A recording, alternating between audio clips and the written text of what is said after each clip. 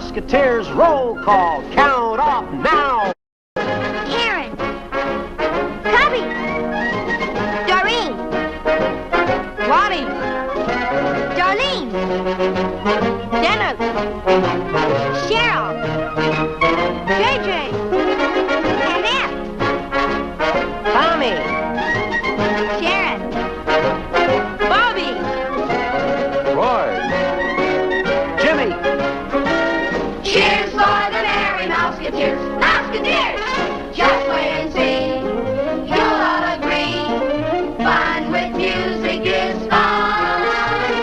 Fun for everyone.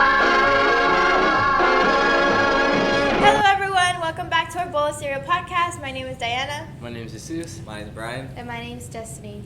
Okay, so today we're going to talk about the case of Dennis Day. So what you just watched was the roll call on the Mickey Mouse Club show in the 1950s.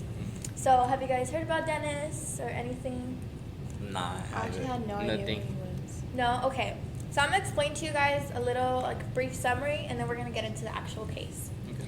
The Mickey Mouse Club was an American variety television show that aired from 1955 to 1959. Created by Walt Disney and produced by Walt Disney Productions, the program was televised for 4 seasons, from 1955 to 1959 by ABC. This original run featured a regular but ever-changing cast of mostly teen performers. So that's basically the show. Did you guys see, I know there was versions after. Did you guys ever watch any of those? Nah. No, we I just haven't. watched Mickey Mouse Clubhouse. Yeah, Clubhouse. I don't watch Not I watched Club. Mickey Mouse Clubhouse. Not Club. I don't watch any. Not Club, the Well, cartoon no, one. Exactly, but Not this the- one not is the one with actual Mouse cast. Club, whatever. Yeah. Okay.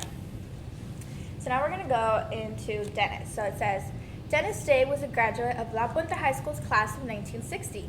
Dennis did not attend La Puente High School his freshman year because he was a Mouseketeer for the first 2 seasons of the Mickey Mouse Club from 1955 to 1957, which was what we just watched, yeah? Damn, he must have been a good actor at that young age. Right. I know, he was already out and about. Okay.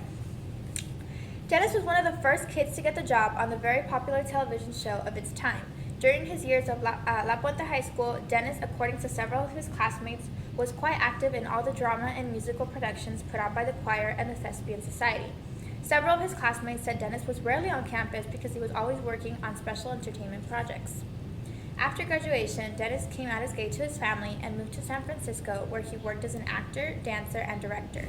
He married his longtime partner, Henry Caswell, and moved to Oregon in the mid-1980s, where he worked for the Oregon Shakespeare Festival and sold wine and jelly on the side. Yummy. Interesting. So he had a little He had side his lemonade stand of jelly. of jelly and wine. Yeah. Some jelly and a bottle of wine.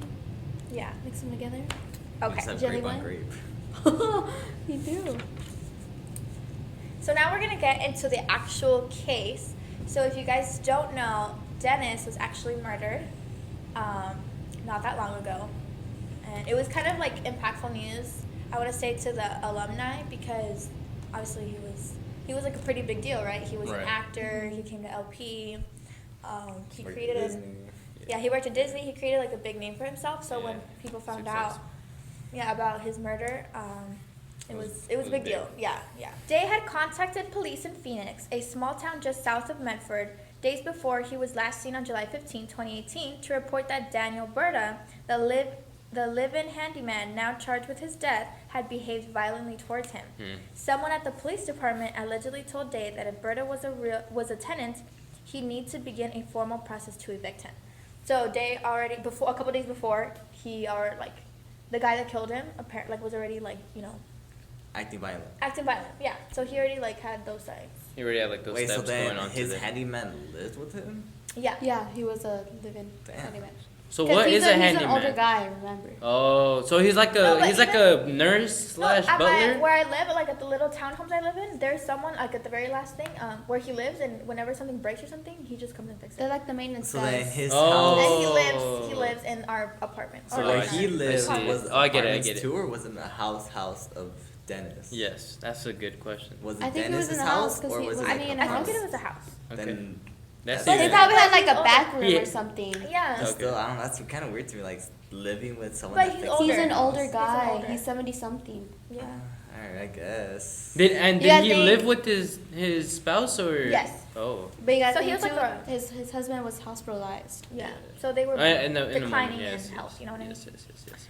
Shortly after Day's disappearance, Phoenix police on 2 occasions spoke with Berta where he could be observed on a body camera footage having obvious battle wounds on his hands and forearms. Hmm. So this was after, he killed Dennis. He Mhm. had like scars on his hand, Damn. which could possibly mean that Dennis was fighting back No, yeah. and stuff like that. In August 2018, the Phoenix Police Department received multiple 911 calls reporting a horrific smell coming from Day's home. One of those reports was made by a Meals on Wheels volunteer who delivered food to the residents. So obviously, since he's an older man, he got food delivered because he obviously couldn't cook. Right. So it's like a subscription type thing, or Yeah, monthly it's called thing? Meals on Wheels. meals on. But if they deliver, say if they deliver like every week or something, wouldn't they notice that the food is piling up at the door, or would the Yeah. handyman just grab Yeah. I don't know. Maybe they didn't go all the time because if not, they would have noticed earlier, I think. No, but I mean, yeah, but There's just a lot of question marks. in yeah, this it's just very thing. weird. Yeah. 'Cause, Okay. yeah. It would take 9 months and a cadaver dog for Phoenix police to finally discover Day's remains in his North Pine Street home, located blocks from city's police headquarters. Berta was arrested on 3 months later, on July 5th, by Oregon State Police, who took over the death investigation from Phoenix Police. Price has said publicly during his investigation that he did not believe Handyman was involved in Day's disappearance, even though he was. You're right. But I guess the detective at the time didn't think he was. Mhm. Berta told police that he shoved Day to the ground and later hid his body beneath the pile of clothes. So he was hid in a pile of clothes. Damn. Which, you know how you said that something could possibly be on top of him? Yeah. It was clothes. The suspect also admitted to police. Wait, I'm sorry. Yeah? Wouldn't the dogs catch that smell though? Yeah. Yeah, that's how they found him No, but like, before. Yeah. did they not bring dogs I at don't all? think, no, they didn't bring dogs before that. That's kind of on them then. Well, yeah. Sure. Yeah. I mean, if you have a missing elderly man. Yeah. Anyway. What was that Amber Alert? Did you guys get the Amber Alert in class today? Yeah. Yeah. It went off in the office. We were like, It scared me. I was just on my phone, just minding my business, and then I was like, God damn. yeah. The suspect also admitted to police that he tried to air out the room containing Day's body because it smelled like death, and at one point used chemical products to clean the space, according to the, yes. The fatal encounter unfolded after Day decided he no longer wanted Berta to stay in his home, court documents say.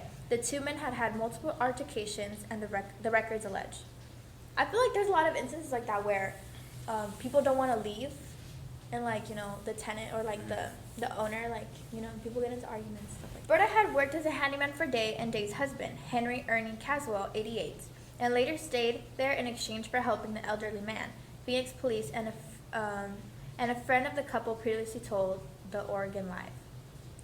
Okay, so that's why he was there. So he worked for them, basically. Mhm. Police have still not determined his cause of death, though Berta faces charges of second-degree manslaughter, criminally negligent homicide, criminal mistreatment, and abuse of a corpse. Okay. So we don't know his cause of death. Right. So that's it for today's case. If you have any suggestions on what we should talk about, please let us know through our Instagram, which we're very active on. Also, these are our social media handles. You can hear us on Anchor, you can hear us on Spotify, and sometimes I try to post little clips on Instagram. But yeah, thank you so much for watching, and Thank we'll you, see you in the next guys. episode. Bye.